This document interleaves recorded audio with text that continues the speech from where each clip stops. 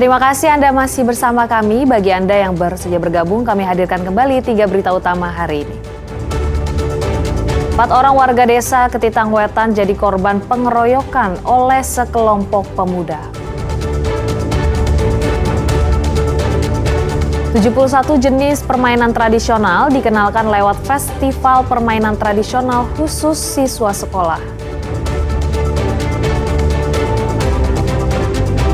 Libur panjang, destinasi wisata air Umbul Brintik di Klaten diserbu pengunjung.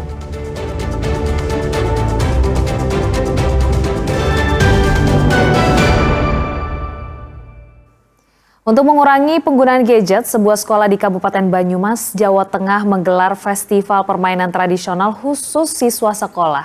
Total ada 71 jenis permainan tradisional dari seluruh tanah air.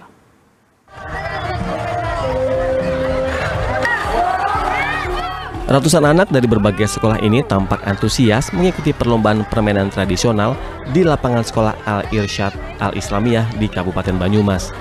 Tak ada permainan digital di lapangan ini. Semua permainan yang dilombakan adalah permainan anak zaman dahulu, mulai dari balap ban, lempar batu, ketapel, balap bakiak, dan lainnya. Tentu permainan ini membutuhkan konsentrasi dan kerjasama tim. Total ada 71 permainan yang digelar di sini. Permainan ini juga sebagai upaya untuk mengalihkan kecanduan anak terhadap gadget dan mengajak anak untuk bergerak dan berinteraksi satu sama lain. Ini juga untuk melestarikan dan mengenalkan permainan tradisional zaman dahulu kepada anak-anak. Udah banyak banget jenisnya. Nah, dan ternyata lagi permainan tradisional itu lebih seru daripada gadget, teman-teman. Lebih sehat? Iya, lebih sehat, lebih seru, lebih asik ternyata. Filosofinya karena memang kita sering mendengar atau mungkin kita rasakan pengaruh gadget atau pengaruh kemajuan teknologi, anak-anak itu kadang-kadang terdistrak sekali dengan hal seperti itu. Permainan tradisional itu mengajak kita bergerak, gitu ya, aktif dan bermainnya tidak sendiri dengan teman-teman. Itu akan membangun sosial yang baik. Selain itu mengenalkan tentang keragaman dan ini ada kekayaan permainan tradisional di Indonesia. Rencananya festival permainan tradisional yang digelar selama 3 hari ini akan dijadikan sebagai agenda rutin oleh Dinas Pendidikan Kabupaten Banyumas. Mardianto melaporkan dari Banyumas. Libur panjang, destinasi wisata air Umbul Brintik di Klaten diserbu pengunjung. Wisatawan melonjak 2 kali lipat dibanding hari biasa. Wisatawan ini datang dari Klaten, Yogyakarta maupun Solo. Wisata air Umbul Brintik di Desa Malangjiwan, Kecamatan Kebonarum, Kabupaten Klaten, minggu kemarin diserbu pengunjung saat musim libur panjang.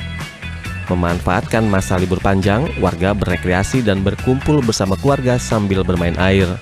Selain air yang segar dan murah, wisata ini sengaja dipilih karena berenang dapat menjadi terapi kesehatan bagi tubuh. Di sini lebih murah, Mas. Murah, merakyat, terus airnya juga seger, bening, nggak ada apa tanah-tanahnya karena airnya memang murni umbul.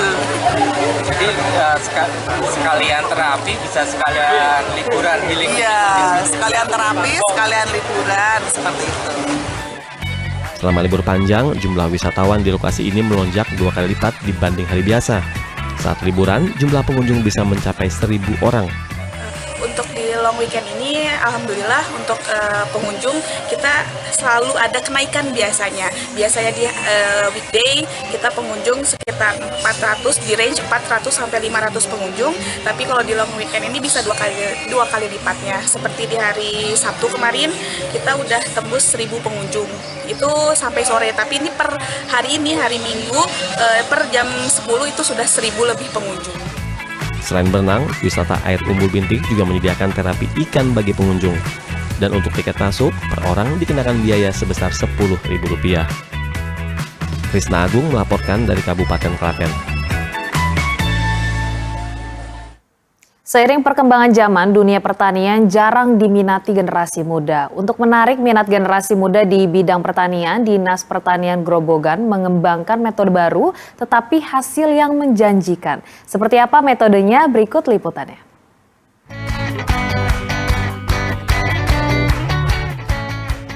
Gabungan Kelompok Tani atau Gapoktan Lanjar Mulia Kecamatan Ngaringan Grobogan lagi tersenyum lebar. Budidaya melon premium dengan metode screen greenhouse membuahkan hasil yang memuaskan. Berdiri di lahan seluas 300 meter persegi, mereka mampu memanen 1.000 buah melon premium. Dari modal awal yang terbilang kecil hanya 6 hingga 9 juta rupiah, mereka bisa meraup omset hingga 30 juta rupiah. Hal ini tak lepas dari metode screen greenhouse yang mampu mengatasi masalah hama sehingga meminimalisir penggunaan pestisida. Untuk segi biaya dan perawatan, kalau dibanding dengan ambaran ya kita lebih ringan sedikit lah, gitu. Dengan sistem seperti ini, pola-pola tanah seperti ini, keunggulannya itu agak minim di pengaplikasian itu insektisida dan fungisida. Jadi untuk insek dan fungi bisa ditekan seminim mungkin. Untuk kali ini di tanaman kami minim sekali memang. Ini sangat minim sekali. Alhamdulillah untuk tahun ini produksi kami bisa alhamdulillah 90% bisa berhasil. Dengan minimnya penggunaan zat kimia tentu menghasilkan buah melon yang berkualitas. Namun di sisi lain, metode ini juga sebagai upaya bagi kaula muda agar menyukai bidang pertanian yang kian ditinggalkan. Padahal jika usaha ditekuni, hasilnya bukan main. Hal itu dibuktikan oleh Gapoktan Lanjar Mulia yang sukses panen di atas 90%. Karena petani kita itu rata-rata berumur 55 tahun ke atas, maka kita ingin mengajak generasi muda seperti ini. Karena apa? Generasi muda kalau tidak diajak dengan hal yang punya nilai lebih, nilai tambah lebih, mereka tidak mau.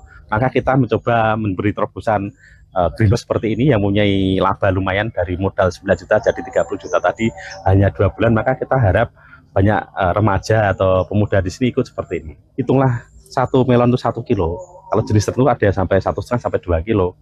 Dengan luasan 300 meter seperti ini bisa tumbuh 1.000 melon.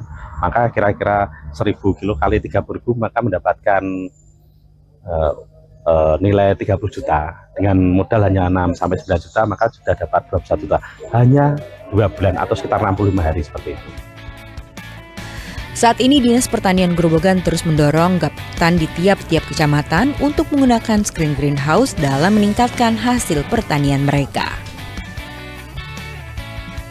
Arif Nur melaporkan dari Grobogan. Informasi tadi mengakhiri jumpa kita di Berita Jateng. Jangan lupa pastikan Anda subscribe channel YouTube Liputan 6 SCTV Daerah. Atas nama rekan yang bertugas, saya Priscilia Claudia mengucapkan terima kasih atas kebersamaan Anda. Selamat beraktivitas dan sampai jumpa.